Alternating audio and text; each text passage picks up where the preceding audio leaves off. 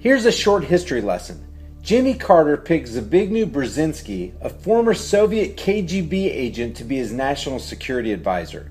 It later came out that Brzezinski advised Carter to arm the Mujahideen to give the Soviets an excuse to invade Afghanistan. During the Soviet-Afghan War, the Soviets trained terrorists to infiltrate the Mujahideen. Then, after the war, the Mujahideen broke up and the KGB infiltrators stayed behind and formed Al-Qaeda, a terrorist group bent on spreading Islam and ridding the world of American imperialism in a class warfare struggle.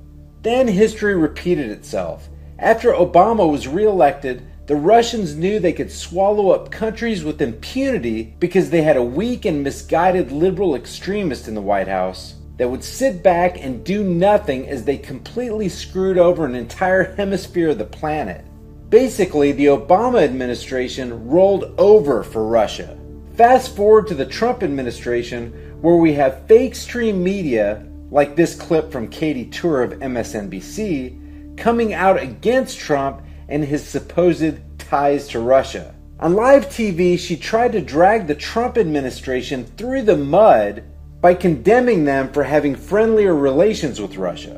And when Congressman Francis Rooney reminded her that it appeared Obama received very little heat, Tur abruptly and uncomfortably ended the interview. Check this out. You seem to have a lot of confidence, though, that he is going to treat Russia in as tough a way as his predecessors did. I do. And I think he'll treat it. I'm just wondering where that more confidence firmly comes than from. Obama. I'm just wondering where that confidence comes from. Well, he's got a lot of conservative people in the government. And you know, he's a business guy, so he might have spoken a little less nuanced than very trained generals and State Department leaders might. But I think he knows that, as he said all through the campaign, we're going to keep America strong. We're going to keep America safe, both at home and abroad. And you can't do that without dealing with Russia. He also has a number of people that were, at least in his administration until last week, who were friendly with Russia, General Mike Flynn being one of them. His former campaign CEO was Paul Manafort, who's got ties to Russia.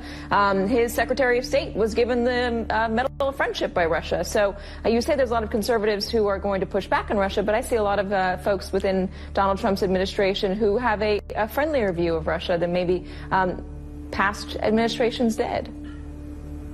Well, I think it was Obama that leaned over to Putin and said, I'll have a little more flexibility to give you what you want after the re-election. Don't!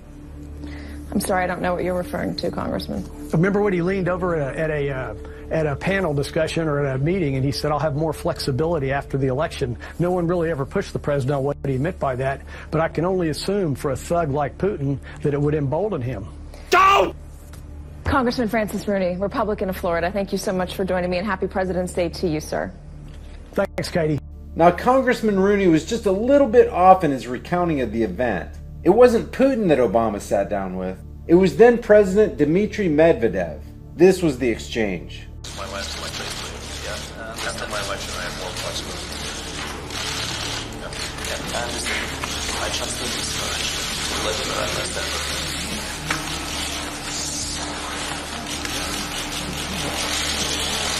My last election, yeah. After my election, I have more flexibility. Yeah. I understand. I trust the legend that I understand. So here's a little suggestion, fake stream media.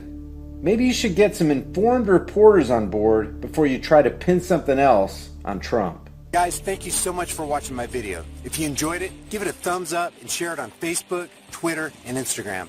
If you want to see more videos like this, click that big red subscribe button down there, and as soon as I upload a video, you'll be one of the first to see it. If you want to support this channel, pick up one of these hard-hitting, conversation-starting shirts.